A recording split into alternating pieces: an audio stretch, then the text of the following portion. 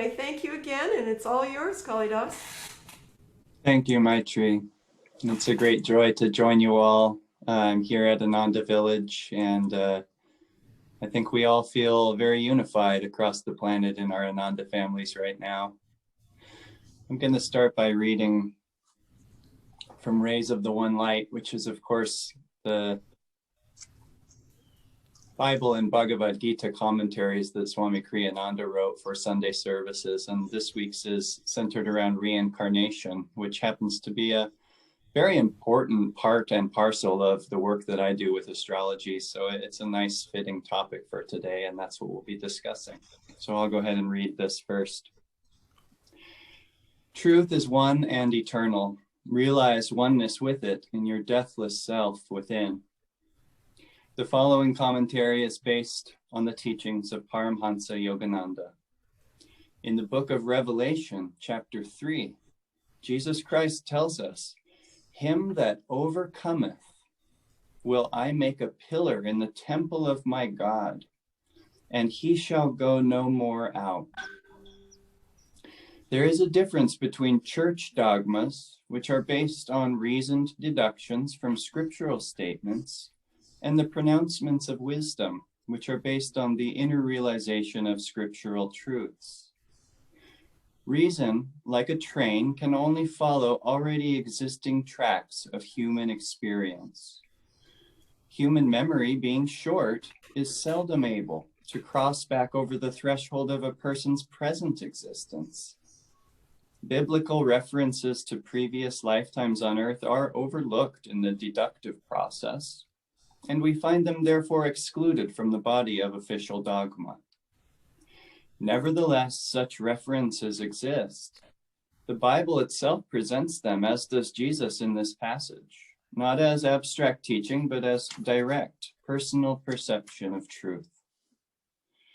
In the same way, Krishna, in the Bhagavad Gita, silences Arjuna's reasonable doubts on the subject by reasoned argument, not by reasoned argument, but by the frank statement contained in the 4th chapter of that great scripture. Arjuna, you and I have passed through many births.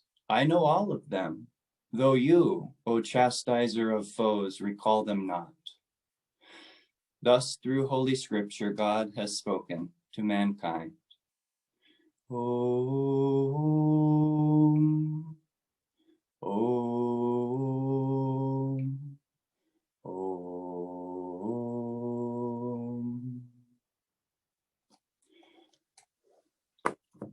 To him that overcometh. Overcometh what?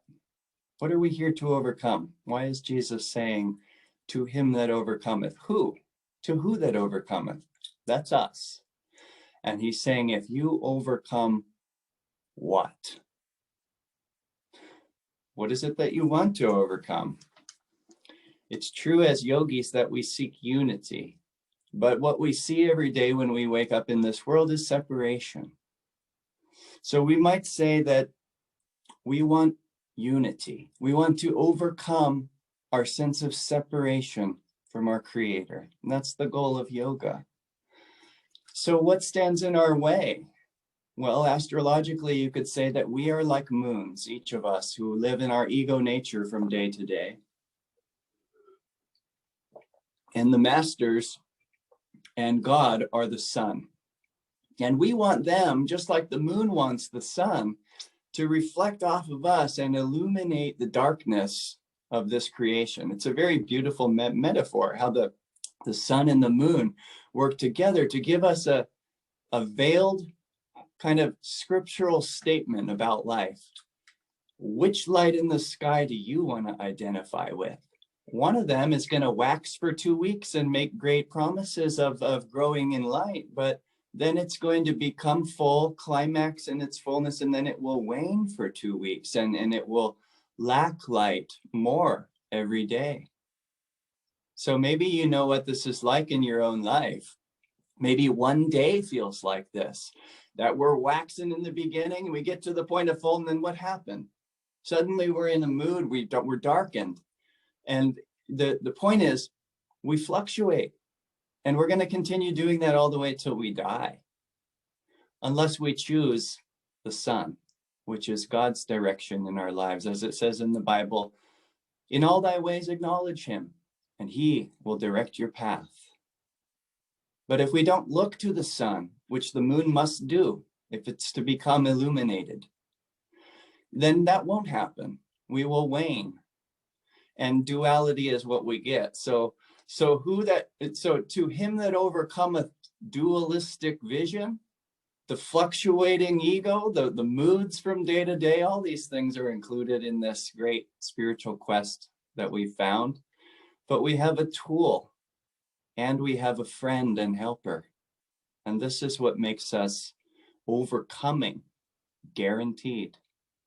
Paramhansa Yogananda said that Kriya Yoga works like mathematics when we practice it with devotion to the Satguru. And whoever it is that you've chosen as your Satguru, practice Kriya Yoga with devotion to them, and mathematically you will find what you're seeking. You will overcome that which Jesus said stands between you and becoming one with the kingdom of God again. So what is it that brings us to this point? I think we're tired of waning, right? We're tired of those days in which we feel pressure, struggle, stress, blockage, obstacle, and it's all over the place in this world today. Spiritually, you could call it a very deep and blessed time, because it's drawing us desperately to pull on the robe of Divine Mother and get her attention and say, you heal this world, you heal me. Because this world and its state of being today is bringing up my junk, and I want to be healed from it.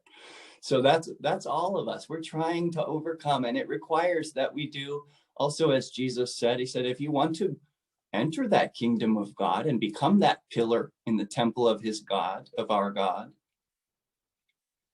then what must you do? Become like a little child, and you will enter the kingdom of God. And this is very good news for us. We don't actually have to be adults. We have to be children, which means that we know that we can't overcome without our mother guiding us, without our guru, our father guiding us. We can't do it alone because we're the waning, waxing moon, and we need that sun. We need to focus on that sun, and that center is in your spiritual eye. That's the sun. And the moon is the medulla. The medulla is what fluctuates, and that's our fight or flight, that's our survival, and that's our judgment and separation from the rest of creation. That's what we're using, is that limbic system when we see it in that way. But if we come forward to the frontal cortex, we are getting the sunlight on our moon. And really, that's all we need to be doing. You don't even need an astrology reading. You just need to bring your moon into your sun, and your chart will unfold on the highest octave possible.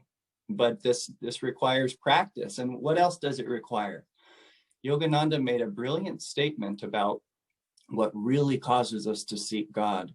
And he called it the anguishing monotony of ordinary existence. Until you've reached that feeling, you won't seek a way out. This world's got half the time lots of pleasure and beauty. So things do work out 50% of the time until you're ready, until you're sick of the other 50%, which takes it all apart and makes you start over and shows you all the reasons why you screwed it up again. And so the spiral staircase is kind of like you come around to the same lessons again and again. And if you're childlike, if you're asking God to help you, you'll see that each time you have at least a little bit more, maybe a lot more insight into how to work through this in a harmonious way that doesn't destroy our own peace and others' peace.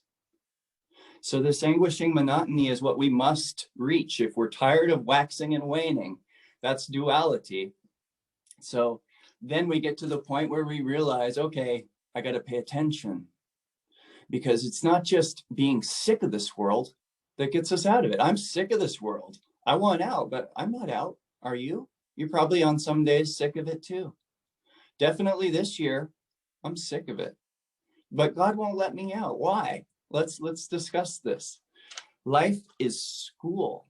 And until we accept that we have not yet graduated from many important lessons, then we won't get out. And what happens to the student that shows up to school and says, I already know everything. Yeah, I've already heard that. No, don't tell me anything new. I already know it all. And this teacher, they don't know as much as me. So instead, I'm just going to break out my lunch early and hang out in class and not do my homework or my studies. What happens to that kind of person? They have to repeat that grade, I bet. Just like we have to live the same karmic lessons over and over when we think that we know, instead of consulting our divine teacher, who is always there, omnipresent with us all the time. The goal of life is to get more in touch with that teacher, and thus we can really advance on the quest towards unity much more swiftly. The chart will show your horoscope will show your individual life lesson plan. And this is where you can really get some benefit out of the science of astrology, is once you've reached that point. And I actually don't like to work with people who haven't reached that point of anguishing monotony, where they want to pay attention to the school of life so they can get out, so they can graduate and return home to their divine bliss. That's what the chart is showing the pathway to. And if we're not ready for that, then the chart will also be part of the spiral staircase, meaning it will send us around in a circle of expectation, and ultimately we will reap dualistic results and disappointment. It's only in seeking God that we even fulfill our earthly desires, as again Jesus says, seek ye first the kingdom of God. And all these things, all of these distractions will then be seen in their proper light. And this is the real, besides Kriya, Yoga, and the Guru, this quote from Yoganandaji, to me, has always meant so much in this aspect that we're talking about. How do we unify our vision of this world? How do we quit it with the separative, dualistic vision of the moon and begin to perceive life through the Kutastha Chaitanya, the sun, the spiritual eye in every human? This is what Yogananda says. The devotee is finally freed from all instinctive compulsions. He's speaking of his dedicated practice of Kriya Yoga will lead him to this point. The devotee is finally freed from all instinctive compulsions. He transforms his need for human affection into aspiration for God alone. A love solitary because omnipresent. What does that say? Solitary, one love, one. I only love one, and it's omnipresent. What does that give us? A great freeing perspective on life that we don't need to say no as if some things aren't God. We just need to properly place the identity on all things that show up. But this is God too. What can I learn from God today? Whether he's appearing to me as a foe, a friend, as loneliness, or as too many people around in chaos. God is there. What is he teaching us? If we pay attention and ask for guidance. And also, if we learn to trust and have faith and relaxation that there's a bigger power in charge of our karmic lesson plan. Our job is simply to be present, relax, and say yes to that lesson of today. It makes it a lot simpler. And so Yogananda has a Whispers from Eternity I wanted to share that fits in with this idea. It's called Demand for the Enjoyment of Everything with the Joy of God. This is the pathway to the spiritual eye. Even when you eat your morning waffles, even when you go for a run in the evening and feel your physical body and aren't in your spine, God is with you. And Yogananda says, enjoy everything. with the joy of God. This is the pathway out. O Spirit, teach me to enjoy thee in spirit, that I may enjoy the world and my earthly duties with thy joy. O Spirit, help me to train my senses, that they enjoy only good things. Teach me to enjoy earthly pleasures with thy joy. Save me above all from the slightest touch of negativity, doubt, and cynicism. Save me above all from the slightest touch of negativity, doubt, and cynicism.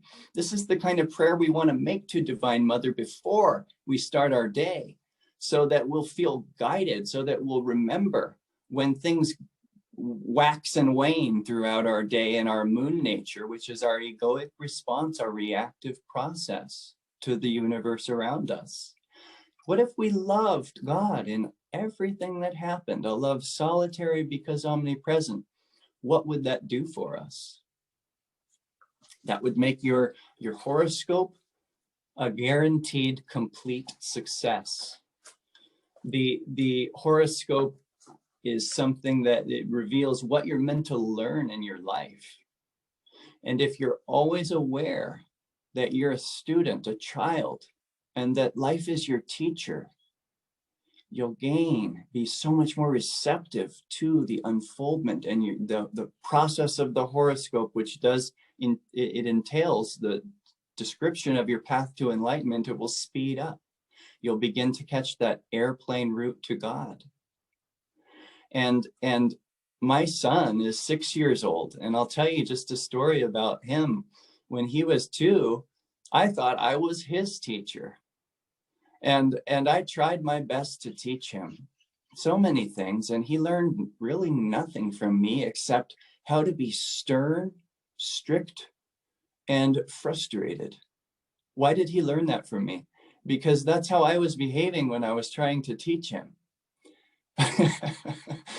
And my son is on the autism spectrum, so he has a few blockages in his normal receptivity and his brain flow. So he has to learn very differently, and he learns very much by sponges. He's a sponge. He takes in his environment. That's a Pisces ascendant. That's what Japa is. And Pisces ascendants always have this spongy nature. Like, they're not aware of it, but they take on what's in their environment. So Japa would be taking on my strict, stern demands that he learn, and that's all that he would learn from it. He wouldn't actually learn what I wanted him to learn. So later on in life, when he was 4 or 5, I decided, I got to change this. This is killing me, and it's not helping him. And I prayed in this same way. Teach me to enjoy my earthly duties, because I'm not enjoying parenthood with a special needs child. And just as clear as day, I think it had to do with an autism book that I had read too. It talked about joining the child in their choices and their activities, and not trying to be the leader, but allowing them to be the guide. And it suddenly occurred to me that he's my teacher. And later on, I had a psychic reading with Marcy Calhoun, and she indeed told me that my son is my teacher from previous lifetimes. As soon as I placed that identity correctly, I began to grow so quickly from my son's presence. He is indeed my teacher. And I dare not step into that role of teaching him, because what happens? I create disharmony, and I'm too serious. I have to learn from him how to be less serious, how to be more present moment, and how to do, as Sri Yukteswar said, what comes of itself, let it come. That's the receptivity, that's the trust that I mean. That we won't be able to catch that airplane route until we've trust the pilot, until we've got on the airplane knowing that this pilot he's legitimate. He's gonna fly you very fast through your karma, and your job is to relax and trust him. Just like, this is a good metaphor, just like when you were a little girl or boy and you drove around town with your parents and they had the wheel of the car.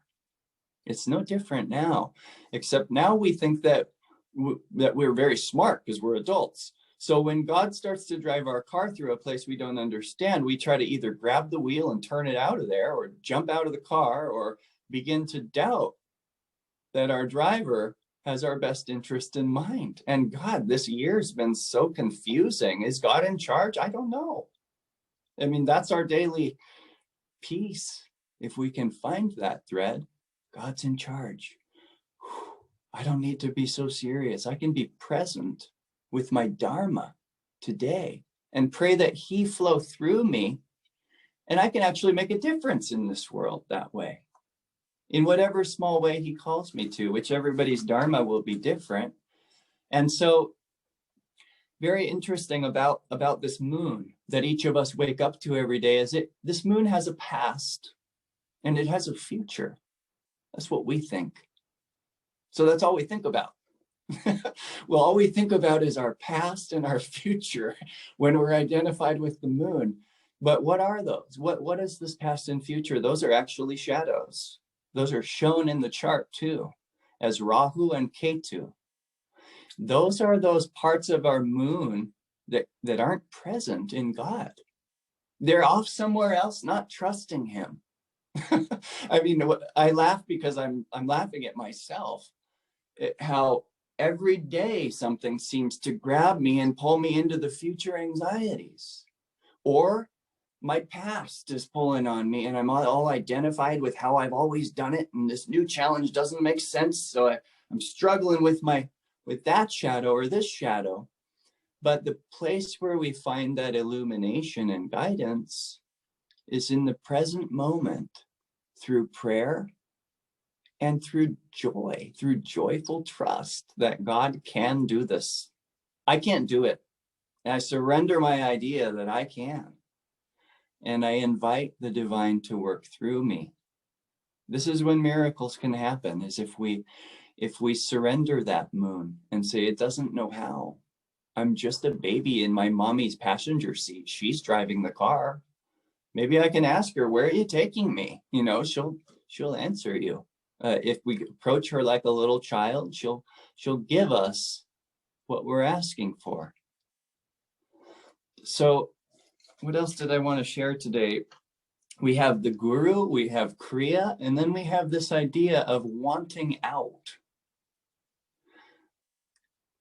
Yogananda is the guru for most people in Ananda's work. By no means is he the only guru. There are many gurus.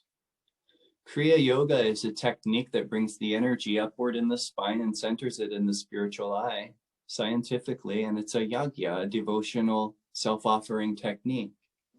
So when we want out, we draw something like this, a guru and a technique. But what about the right attitude towards the technique? We can often be efforting so hard when we do our meditation and our techniques. And it's because of Rahu and Ketu. We're either thinking, I want to create a future in this meditation. I want to do so many kriyas that I'm going to create a state of ecstasy. And that's a desire. That's the ego planning instead of trusting that Divine Mother's driving the car. So when we don't go into ecstasy from those 5,000 kriyas we did, we wonder why. And basically the attitude needs to shift from gimme, gimme, gimme, I'm expecting something in the future, to I love you right now. And that's it. I don't expect anything at all. All I do is give. And it's that very attitude that draws us upward to Divine Mother's level, because that's how she is. She's not ever looking for anything for herself. She's wanting to give, and that's it. So when we take on that attitude in meditation, we begin to soar into the light. It's not give, give, give, and then ask, what do we get? It's give, give, give, and give more. And that's where the joy is in that very release of needing to get something for our separate medulla, you see, because when we're here, we have everything we want. We're one. We're feeling greater and greater unity with the cosmos. And this is the way out of our karma. So the chart in somebody's horoscope will represent what that will look like energetically for them. Some people are big in career, some people are big on family, other people are ministers, and some people are sadhus who don't speak. There's many different paths to God.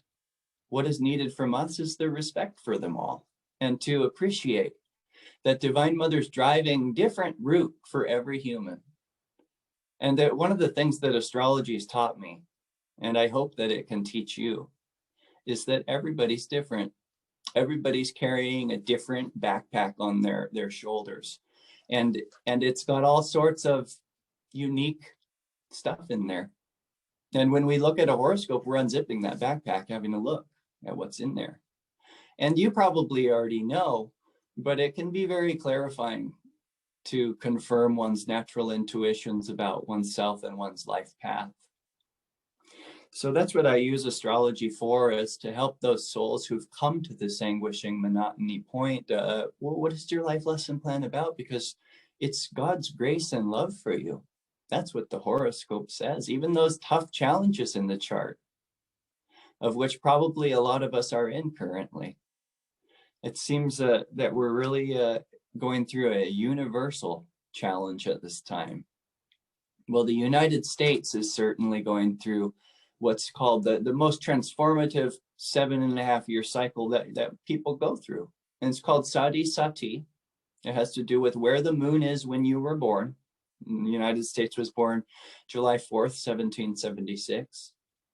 And that moon is in Aquarius, and Saturn just happens to be, for the next 7.5 years, will traverse over the sign before, during, and after Aquarius. And this is cleaning out the cobwebs from the attic, the basement of the United States. And there's a lot to clean, no matter how you view it. But what does it mean for us individually? Our attic needs to be cleaned. Our basement needs to be cleaned. And all this polarity, it's bringing up what needs to be cleaned in us, right? When we see that other side, as we call it, I don't know what your other side is, and I don't care, because I want to feel unified with all this creation, not separated from it. So what are the cobwebs in you? They're that reaction of emotional negativity towards this outer creation, which certainly God is in control of. If we're yogis, we've probably come to suspect that there's a very organized presence holding all these planets in rotation, these tides and oceans from flooding our land. And that organization is huge and powerful, but it also, it comes all the way down into your little life. And that's shown in your horoscope. It has to do with your previous life, where you've gone, what you've done, what you're familiar with, and what is the expansive direction for you in this life. Ketu, that shadow of the past, that will be in the chart in a place you're very familiar with from previous lifetime.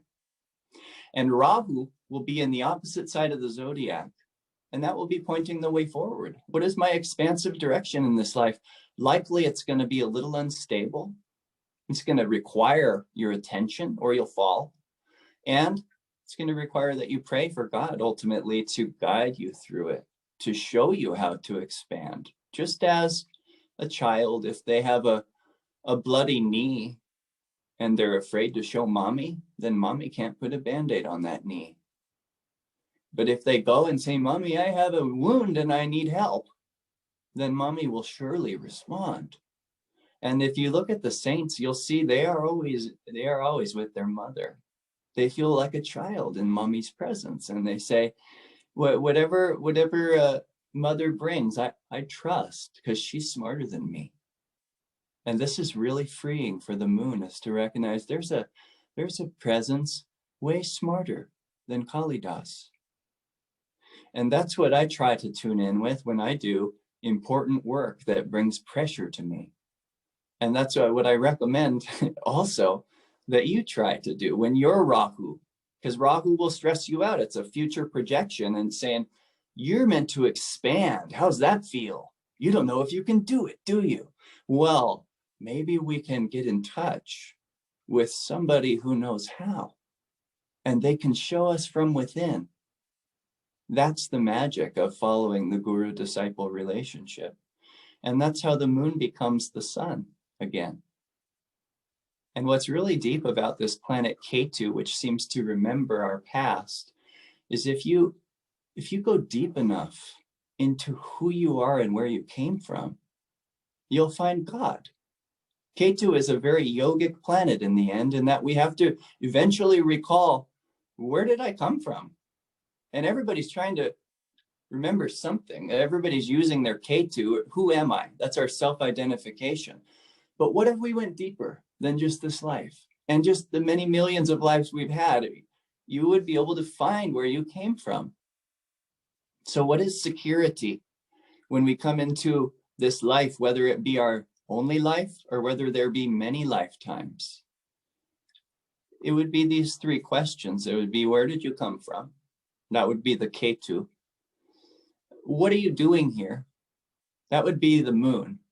Like, what are you about? Why are you breathing? Why is your heart beating? There's got to be some reason for you living here. And then lastly, where are you going when your heart stops beating? If we can answer those three questions with confidence and faith, then we can relax and begin to really be a full moon in this creation. Relaxing into the light with faith in God without worry makes you a full moon. There isn't any shadow of past identification, who I am, how I've always done it. I'm an astrologer. People should listen to me. That's my K2. But then the present moment, this is where the moon can become full. And Yogananda did say this, a very beautiful quote that I think I'll perhaps end with today, as Yogananda said that when you have learned how to be happy in the present moment, you are then on the fastest path to God. This is something to meditate on, because he said that happiness is the result of a long series of choices to be happy in the present moment. And if you have faith in God, you'll be able to. And if you don't trust him, well, then we need to meditate and clear out those doubts. And that can be done through Kriya Yoga and prayer. But he said, when you have learned to be happy in the present moment, that's when you're on the fastest path to God. This is the full moon. It doesn't have shadow of past or future anxiety or identification. And meditation is the way to anchor ourselves in that. As Sri Yukteswar said, night and day in the castle of peace, I will deceive the enemy of desire. Night and day in thy joy, O my Lord, you won't have to fear anything anymore. What's responsible for fear? It's Rahu. It's that part that looks at the future. And if we put that Rahu completely in God and say, all I am is you, all you are is me, all we are is one, I love you, make me your instrument, the future kind of becomes less dominating, because we're starting to feel contentment.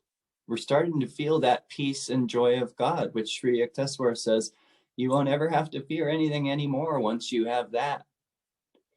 So these things that Yogananda speaks of,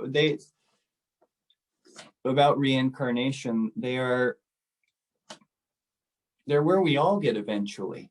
And somebody came to him and did say, will I ever leave the spiritual path? He was very worried. This man did end up in this life leaving the guru. He sensed his karma to do something outside of the ashram, but he said, will I ever leave the path? And the master's response was very comforting. And this goes to each and every one of us. He said, how could you leave the spiritual path? Everyone in the world is on the spiritual path. And it, you know, he's speaking in terms of, we're here for many lifetimes. There's only one ultimate goal, and it's to find this unity. And so whoever you see out there, however lost they seem, they're gonna get there. And you can help them if you don't judge them, if you love them as part of yourself. And what else is a life of joy if we can't perform as a full moon, which illuminates the darkness of creation's night?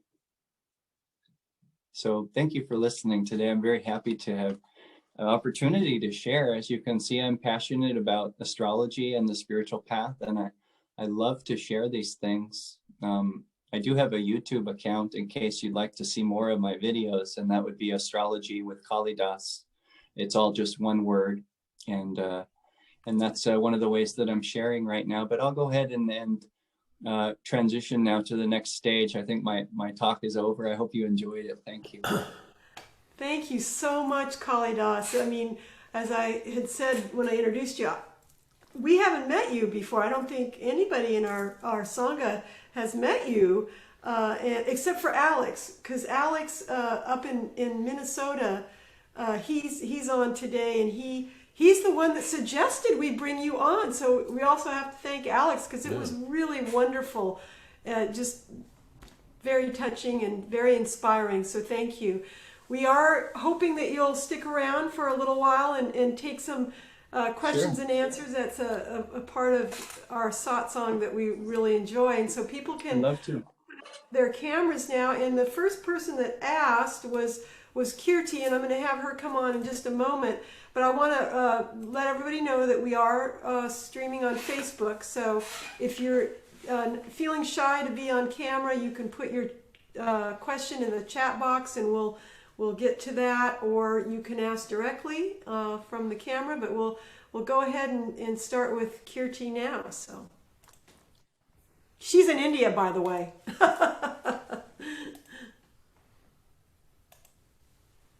Oops, You're muted, Kirti.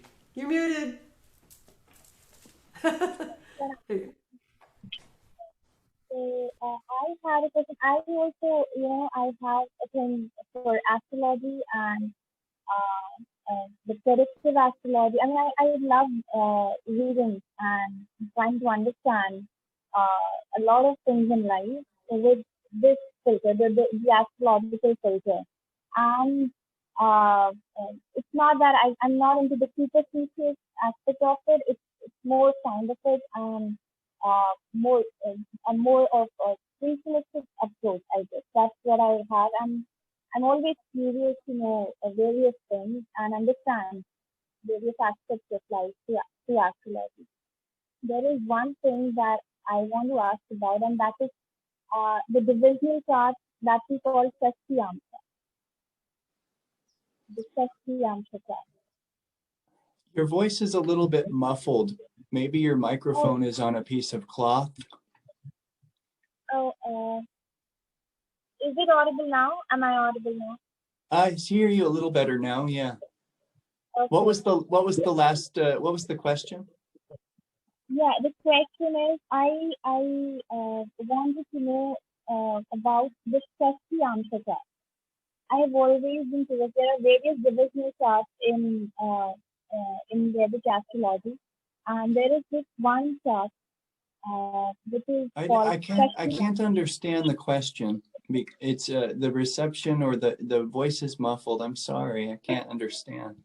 I think I know what she's asking, because she put it in the chat, and it's she's asking about the, I don't know if I'm pronouncing this right, but the Satsang chart. Does that make sense? Yeah, that's Satsang. That's the divisional chart. Say that again. I need to know that term. I need to understand what she's saying. It's Sashtiam. It's Shashtiamsha. Mark is going to put it. It was privately. So she's speaking of a divisional chart. There are 12 of them, and basically what you do with a chart is you take those 12 houses of the zodiac, and you, at the moment of the person's birth, the eastern horizon is the first house, and you have a 12 house horoscope.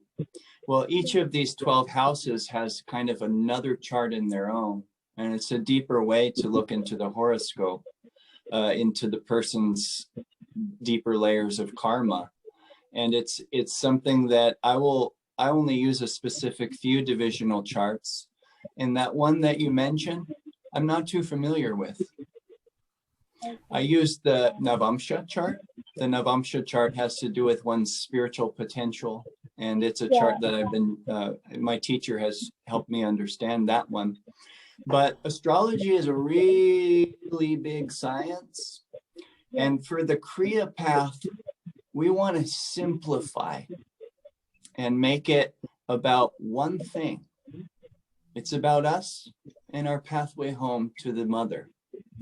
And these divisional charts can be helpful, but never in a first session with somebody. They can be helpful when somebody's working through a difficult period that involves that specific area of life. And there are 12 specific areas of life, 12 houses, and each one of those houses is an area of life manifestation. The reason I use the Navamsha, which is the spiritualized chart, is because it's the ninth house divisional chart, and the ninth house has to do with God and Guru and our search for the divine. So I try to sift. I sift like a gold sifter, and I find what is the part for the Kriya yogis. And the divisional charts can become very easily over complex, but the basic understanding of one's basic chart, that can be extremely beneficial. But if you wanted, I'd be happy to talk with you privately at another time about your special divisional charts. I'd be happy to do that. I have, excuse me. Hey, this is oh, go ahead, Kirti. Did you have something else? Go ahead. No, that is I was like actually curious about the divisional chart, and yeah, so that I've got it very satisfactory, and I would love to have another conversation maybe some other time if possible with sir. I'd like to discuss my Hansa and Lagna and Satsang. Yeah. Yeah, if you're asking that for me and you to meet up, I can't really hear the microphone on the India one is a little bit muffled, but I'm at astrologywithkalidas@gmail.com, and I would be happy to correspond with you about anything you'd like. I'd love to be able to read the text so I can hear you better. And we're putting that in the chat box right now, how folks Sure. can get a hold of you and Sure. contact you about setting up sessions if they'd like and that kind of thing. And let me ask you this really quick, and then I guess Eric would like to ask you a question. Is your website up again? Because I tried to go to it at one point and I was having difficulties. Is there a website No. too? No, that's going to change. I might not end up having a website. It's too much of an expense right now for us, and we are just going through transitions because the world's going through transitions. And eventually, I'll have another website, but I had to let it go for now. I'm working with a lot of people, and the website doesn't seem to be the main way that people find me. So. Okay. Well, I just was wondering because I was going to say Sure. they could go to the website too. So, all right. So, Eric, I believe you wanted to ask a question. Yeah, I have a question, and it's I was fascinated because I listened to your United States reading, which came out about 3 weeks ago, I believe, late October, and I was just fascinated by it. I mean, it seems to ring very true. How does someone like myself work with a United States reading? What how would I work with that? Because I have my own personal things to do and work with. But Yeah, well, we would have to look at your chart and see how is this affected by what's going on in your country. And since I don't know you, I don't know anything about what the answer would be for that. But everybody's different, and what we're doing is we're all looking at the world situation from very different perspectives, right? And if we make that mistake of thinking everyone's looking from our own point of view, then we'll be very horribly confused by the bigotry and ego everywhere. So, but what if we remember that our view is only our view, and it's not important to other people? What's important to them is their view. And what if we give them the space and honor that? That to me, the United States is going through a freedom process. It needs to understand that even though we're the country of the free, we're really bound. We're really stuck. And we need to get cleaned and freed from the prison we've built of the senses, of over-sexuality, of all these things that are part of our popular culture that have not served us in our greatest joy level. So the United States itself is going through a very humbling process of, oh, maybe it's not just about me. Maybe it's about what God wants. Maybe I'll be happier when I get in touch with what God wants for my life. That I really believe the United States will grow majorly in, because we think we're free, but we're not. We're not free until our will is guided by wisdom. So I know I tangented off there and may not have answered your question at all, but I hope for some reason that was valuable. You answered my question, and okay. I think I just didn't phrase it right, but you actually answered it right. I found at the end of that reading that I had many different perspectives, kind of layered perspectives, because you talked about a lot of different parts of the United States chart. And the things you said about what true freedom is and the things that would be coming up for cleansing, it's a nice perspective to keep in mind as we go through the things that we're really headed for. And I think you said it was a pretty severe time through the end of December, and then perhaps there might be a little bit more of a clearing, but still 7.5 years of cleansing. Yeah, well, if we want to reduce it down to the cycle that we're in and just get an insight into when the particular chaos may let up, I would say March 31st, 2021. So we're in for about a 4-month, another one of those Mahabharata where all the enemies are on the field. Nobody's hiding in their camp. They're at war. And that probably won't bring a lot of clarity to the populace until springtime of next year. So what can we do in the meantime is focus on our individual expansion. And where do our boundaries lie? Your boundary will be, in your view, when you're irritated. Something's pushing on your boundary. That's your limitation. You put that there. And you can also release it to God and become freer. So is a chart predictable? Not at all. Only if you don't make any effort to improve yourself will your chart be ultimately predictable. But you can change yourself. And that's what we're doing. That's why God's putting us all on timeout. He's saying we need to change our magnetism, and we need to change it fast, because what we're attracting is dangerous. And what happens if you're attracting something in your life that you don't like? What must you do? You must change the magnet. And so each of us has a sovereign duty to our country to change our own magnetism at this time to a higher perspective, less judgmental, more respect, more love, ultimately. And what does that do? It brings us into the present moment. When we love, we're in the present moment. Remember when you fell in love in your life and you couldn't stop thinking about that person?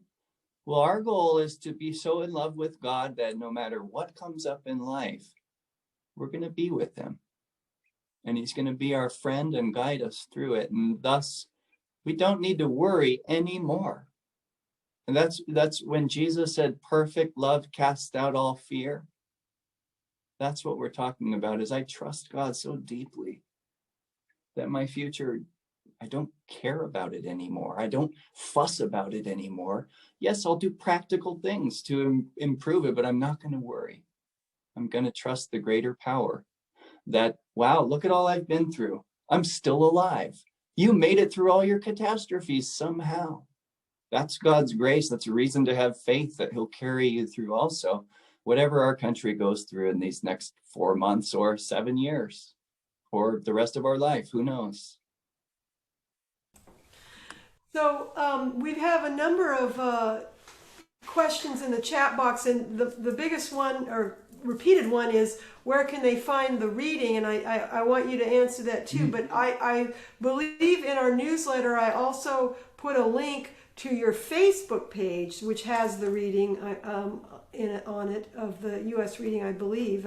That's what I had. But maybe you can address that, but also maybe recap it briefly here for folks that haven't seen it. Sure. Well, first, the YouTube page is Astrology with Kalidas, and there's no spaces there. And that will lead you to about 16 different videos. They're all about 30 minutes long of astrological insights for this year. The newer ones will be about now, and the ones previously we're looking at this year before it happened. But everything is in shorter and longer rhythms. So when I say 7.5 years, and then I say a few months, these are just little cycles within bigger ones. And it's kind of like the spiral staircase. The US is going through it. We're going to come back again and again to specific things that need improvement in our country. But certainly awareness is the beginning of change. And that's never fun. Remember when you became aware of all your flaws when you first got on the path, and you had to continually feel like those were in your way between joy and yourself? Well, these issues, in order to move them out of the way, we have to become aware of them. So what has happened in our country in this last year is we've become aware of some really deep-seated problems that need purification. And what does this mean astrologically? It means that systems, structures, organizations, and this means our government, it means Ananda in general, anything that's organized is going to go through a shift and change and be purified and strengthened if it is dharmic. And if it's not dharmic, it will be removed. And that's what's happening, at least in the United States. And that's Saturn goes over the moon. It's called Sati Sati. And what does it do? It points out the shadows. That's all. And it's going over my moon too. I have the same moon as the United States, Aquarius. And it basically, it's Saturn going over your ego. And he's just a little bit more militant with you. He's saying, what about that? What about that egoic motivation? What about this shadow? What about this fear? And he'll give you plenty of life scenarios that trigger the awareness of all the shadows on your moon that you must learn to offer to God and be free of. So the process that United States is going through is called Sati Sati, and it's meant to illuminate you to the shadows in your own consciousness. And certainly I think our country it will look uglier before it gets better. But that's completely common in Sati Sati. You have to become aware of the shadow to the point where you're sick of it, till you're willing to do anything to get rid of it. As Shivani said, she said, you won't ever change a habit until you're absolutely sick of doing it the way that you have been. And that's Saturn. He's pushing you to be aware of how the shadow blocks your real potential. And you just get sick of it, like the man who was an alcoholic for many years, and he just shattered all his bottles one day and said, I'm tired of this shadow. And somehow that he was free from the karma through that. So maybe that's what we're going through, is we're so fed up with the judgment, the bigotedness, the one-sidedness, the polarity, the divisiveness. We're sick of it. And we're ready to do anything that's needed to unify our country in world brotherhood. And perhaps it will continue to get worse until more people are on board with that. I'm willing to do anything to have harmony, love, and respect dominate my country.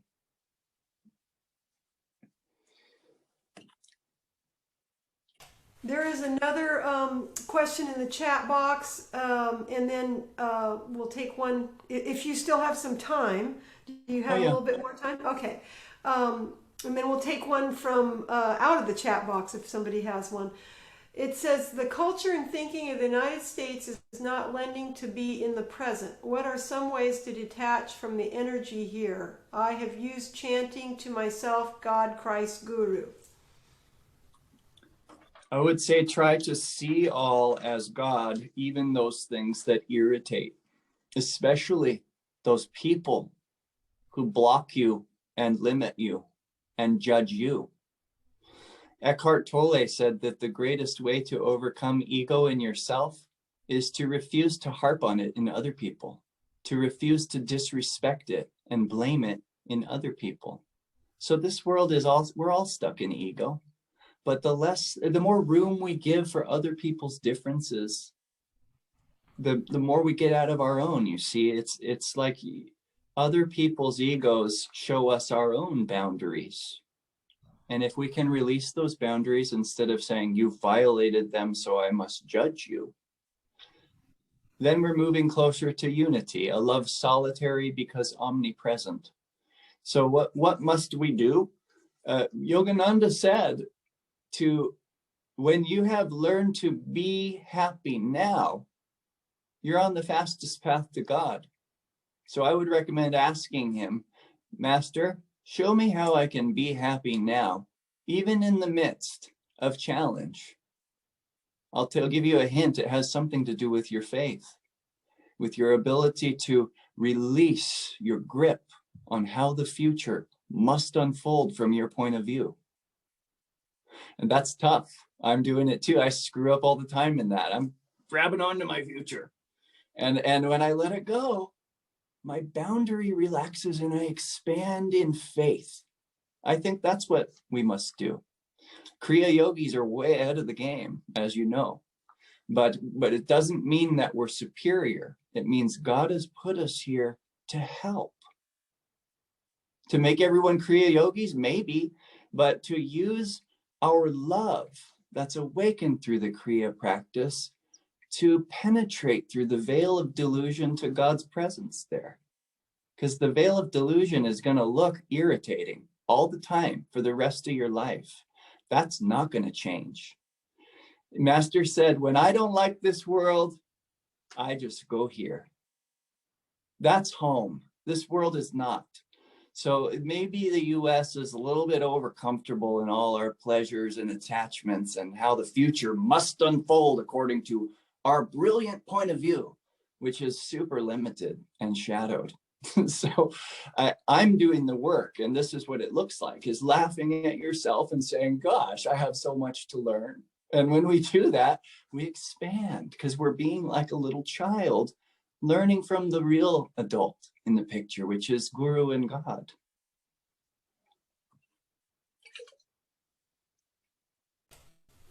So, does anybody like to ask a question from, outside the chat box? Just come on and you can certainly ask a question. We'll pause here and see if anybody wants to.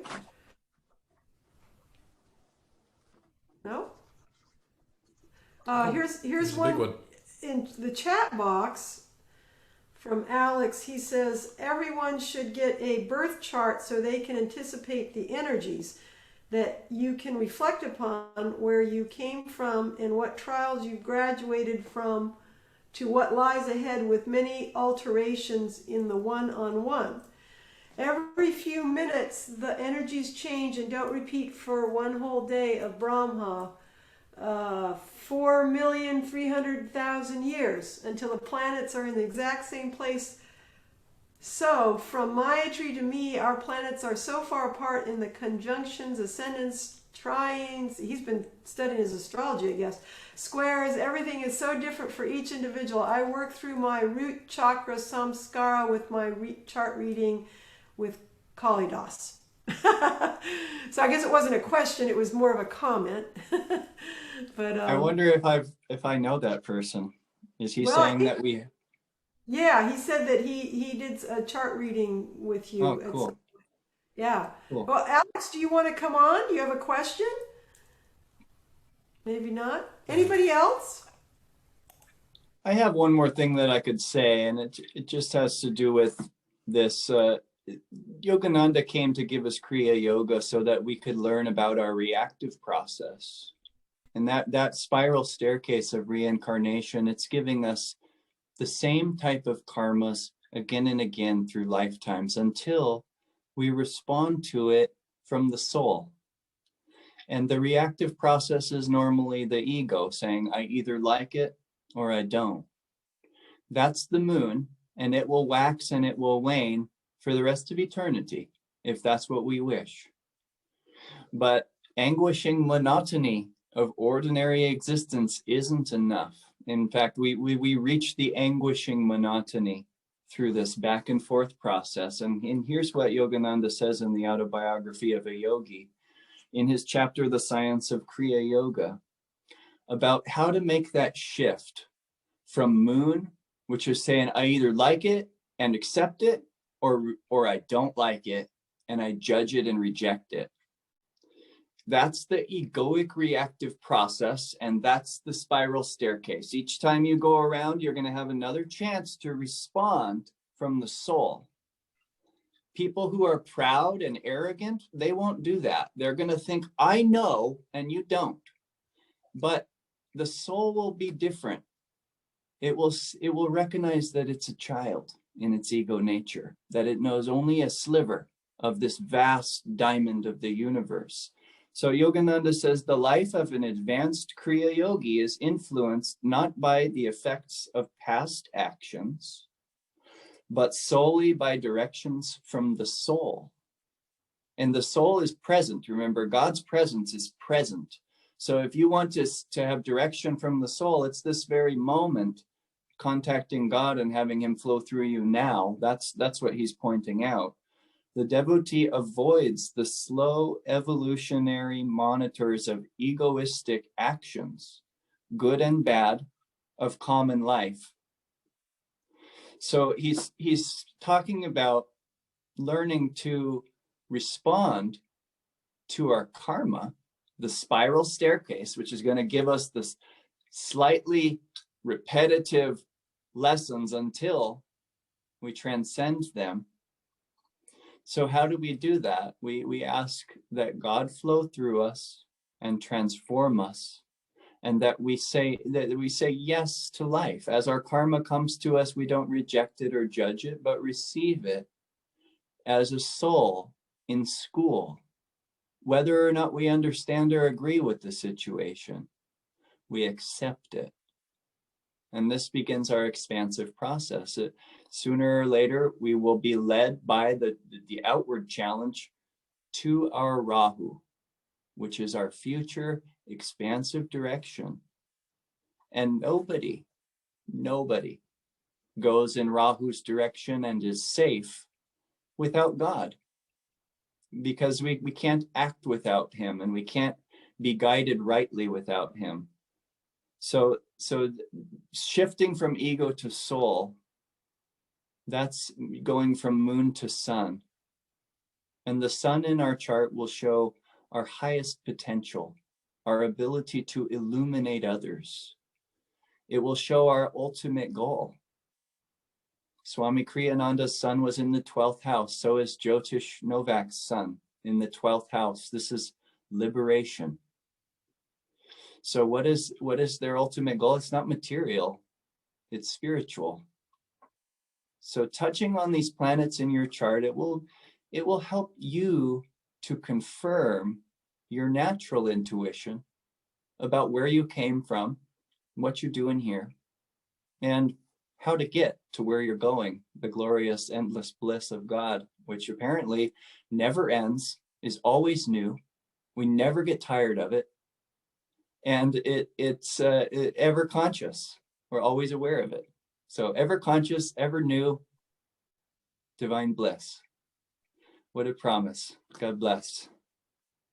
We are blessed. Alex, did you have a question, or otherwise I do have one. I see your mic is open. Oh, I just wanted to say hello to Kalidas, so. Hello. Hi, Alex. Okay, I have a couple of quick questions, if you don't mind. The first question is, do you do workshops, virtual workshops? And if you did, we might want to see if we can have you on in the new year. So Yeah, that was my most first. certainly. I love that. And I'm working personally with a few different people to help them learn astrology. And I'm focusing a lot of energy on developing a course, a beginner's course for how a yogi can get into astrology safely without getting caught in too much intellectual things. So I'm working on that, and I'd be very happy to share any type of workshop that you felt would be beneficial. Well, we would love to have you back in the new year, and so we'll talk some more about that and what that looks like. And then the other thing that I wanted to ask, because you mentioned the organizational, everything that has to do with organization is being affected by whatever the planets now or the astrology. And for us here in Nanda Dallas, we let go of our space that we had for over 20 years because actually it seemed just divinely, really clearly divinely orchestrated, because our lease was up in June, and it was perfect timing for us to say, let's move on. So we're all virtual, and we are feeling the energy, of course, to reincarnate again once things get a little clearer and maybe settle down. And you probably heard us with our affirmation there. And I wondered, comments about that, if you can sort of make any comments about that, but also, is it possible to do an organizational chart? Yeah, I work with a Ananda Villages chart. We know the birth time for Ananda was July 4th, either 68 or 69. I have it in my files, but if you know the birth day of Ananda Dallas, I'd be happy to look at that. If you've changed your home during this period, if that has ended, there's a good chance that this battle is going on in the fourth house of Ananda Dallas. But I wouldn't be able to guarantee that. It just, the thing is, Saturn and Jupiter are together in Capricorn, and Capricorn represents the root chakra of humanity. And when Saturn goes through the root chakra, he's going to clean the foundation of anything on earth that is been formed into some type of organization. So that affects Ananda Dallas, and Jupiter luckily will move past Saturn, and this will symbolize a victory. And that will be on March 31st of next year. Jupiter will move past Saturn, and it hasn't been able to do so this whole year. It's kind of been like a battle, like Jupiter gets to Saturn, but then retrograded back to kind of gain strength. And now he's coming back as of November 14th. Jupiter and Saturn are back in the battle, and that's not going to end till March 31st. But the good news is that Jupiter wins the battle, and Jupiter is Guru and God. Saturn is attachment and stuckness. So do you feel attached and stuck? I have felt that way this year. and I'm ready to get free. But something tells me our inner mechanisms, our inner organizations, the structures we have built in our own hearts and minds, those must be tweaked and changed and expanded during this time to prepare for the vast amount of opportunity that will be on the other side. We want to be ready to serve there. So this time is precious. It's not just wait it out, hide at home. It's prepare yourself spiritually for being an instrument in a time of humanity's greatest need in history to awaken spiritually. And Ananda is a major player on this field, what we could call the modern day Mahabharata, the war of our time. So Ananda Dallas, I'd be happy to do a consultation with. I usually work within a pretty relaxed financial framework in that I'll work with people for free, or if they want to pay, that's great. I do support my family with this work. But I love astrology. I love God and Guru, and I love connecting what they have brought us with their teaching, with the science of astrology. So it's not a burden at all for me to help out and be in that role. I love it. So I'm happy to do that. Well, that would be wonderful. And I just, just what you've shared with us today has been so insightful. It helps explain, you know, even though you haven't seen my chart or whatever, and I'm not that, I have had my chart done, but I'm not one that, you know, follows it very closely or anything. But what you described in general fits really aptly with what I've been personally going through. Just, you know, because everything is just, you know, it does feel like the cobwebs are getting, and every time the ego starts to go, well, I sort of want to get it back in that line that it was in before. You know, there's just it's just not happening, and to be okay in the unknowing, and as you said, to use this time as valuable as you know, the best way possible. And at the same time, I've discovered too that the ego being as insidious as it is, it can get into that too. Like, I should be looking to do that. I should be able to do that, you know, because of all the changes. So bring the compassionate mother into even my awareness and desire to take advantage of this time, to bring the compassionate mother into that process, because we're all in a tumbler here, you know. And again, you just don't want the ego just to sort of like, oh, well, that means this kind of structure now, you know. It's so funny how it works that way, right? Yeah, and really, what did you do as a child when you were with mom and she drove you? You didn't have all these questions about like where she intended to drive you. You weren't all like skeptical of her. You loved her and you trusted her. And so therefore you could relax and be present and not have a care in the world. I remember closing one eye and just flying around the little crack in the windshield like it was a UFO. And I just fly it around the city. It was a crack in the windshield of my car. My dad was driving. My mom was driving. I didn't have to be so serious and ask them all about where they're taking me. I was having fun being present. So I'm just pointing out that attitude is precious to God when we really let go of our worry in faith. It touches our parent, just as it touches me when my son puts his arms around me and trust that I'm going to hold him and keep him safe.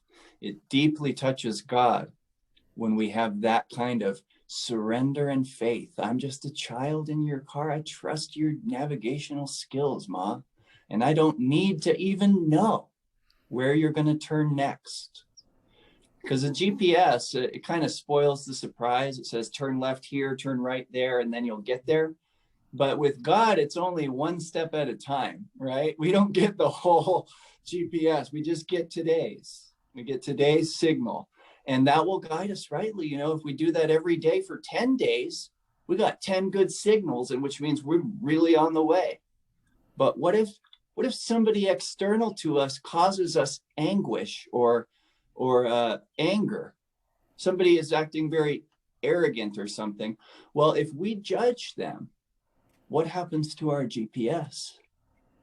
We lose our signal. It's almost like we've jumped out of Divine Mother's car, or we've grabbed the wheel and said, we must turn this way down the street of judgment, Divine Mother. And she'll say, okay, but I'll grab on again and take you where you need to go when you're ready. And so it's a funny journey. We're all such children. And what you mentioned, Maitri, I think it just reflects your own childlike spirit of just revealing to God how lost we are without him. I would love it if my child had more trust in me. And I think it's similar with our Divine Father, that it brings us closer to him when we don't worry. But gosh, are you guilty of worrying this year? I've been worrying a lot, and doesn't matter whose viewpoint you subscribe to, right? God's made it a worrisome year. So God bless us all as we move forward in faith, because I think Swamiji said, faith is the most practical thing of all. And if there's one sign that has everything to do with practicality, it's Capricorn. And that's where Jupiter and Saturn are battling. They're saying, is faith practical? Because that's Jupiter. Or is Saturn practical? That's reality. That's duality. And they're wrong and I'm right. Isn't that obvious? But that's just attachment. So I think I've said it enough times in the spirally way. I'll let you go ahead, Maitri. Well, I want to toss something in there at the end, just because, being the child with a mother driving, and we think we're going to Disneyland, and if we don't get to Disneyland, boy, are we going to be disappointed. And I just feel like here in Ananda Dallas, it's all been this perfect flow of closing the center. We're online, and where are we going? Of course, and people would like to know, and at the same time, it's not knowing. Maybe we're not going to land in Disneyland. Maybe we're not going to land in the country. Maybe we're not going to land, fill in the blank, but come back and trust what you just said, deepen the faith and the trust. I just had to say that. I don't know why. Right. So. No, thank you, Supriya. Well, and that brings it to the point that I actually wanted to bring up but didn't. Please remind me what I lost the thread of what you actually just brought up. Would you mind just saying that one more time in a very simplified way? That the child, having fun, but we think we're going to Disneyland, and now. Thank you. Yeah. Thank you. So our incarnations, we've been doing this for incarnations. And we don't remember. This was going to be part of my Sunday talk. Thank you, Supriya, for reminding me. We don't remember our lives, do we? We don't know who we've been, but we know who we are as a result of where we've been. And this is proof of reincarnation to me, is you come in this life as somebody already, and every baby's pretty different. But where we really get some progress in this thought, I think, is at the end of this life, you're not going to remember who you were. All you're going to remember is these times in which you have surrendered your ego to feel your true reality. And that is the gold on the path that we're looking for, is these moments in which the ego crucifies, is willing to be crucified. And that you won't even remember. I won't remember being an astrologer, and you, Supriya, won't remember being an Ananda minister. We will remember that blessing of God's love that we were kind of forced to find by taking on that role in that life. So this role too isn't that important. It's just about how each individual challenge brings us closer to that attunement. As Master would say to people, they would come to him with these great questions about their lives, and he would say, put your mind here, do your best, and give it to God. He wouldn't tell them what to do.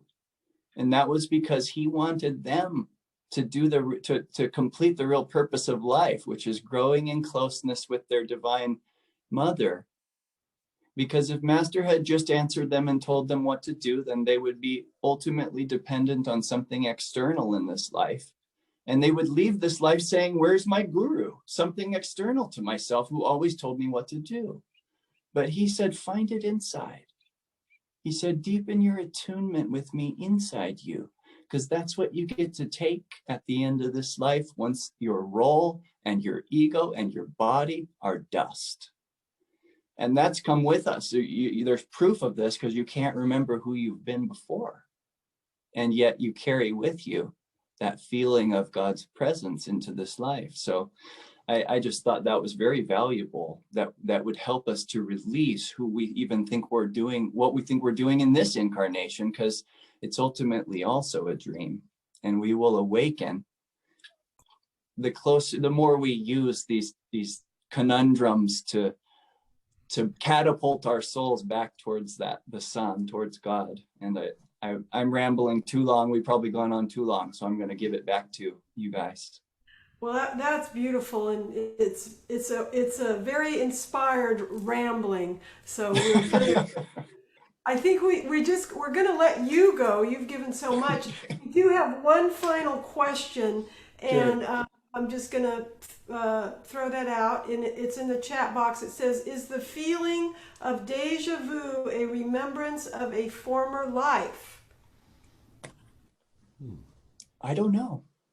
I once spoke with a very wise American Indian man, and he said deja vu is a sign that everything's going according to plan. I really liked that, but I have no idea. I think probably you're onto something, that your intuition is saying, I've been here before. I think that's kind of obvious, that K2 is what's acting when we experience deja vu. We're like, wait, this has happened before. That's undeniable, but we can't ever place it. Oh, definitely past life stuff. I assert that's true, but I can't say that I know.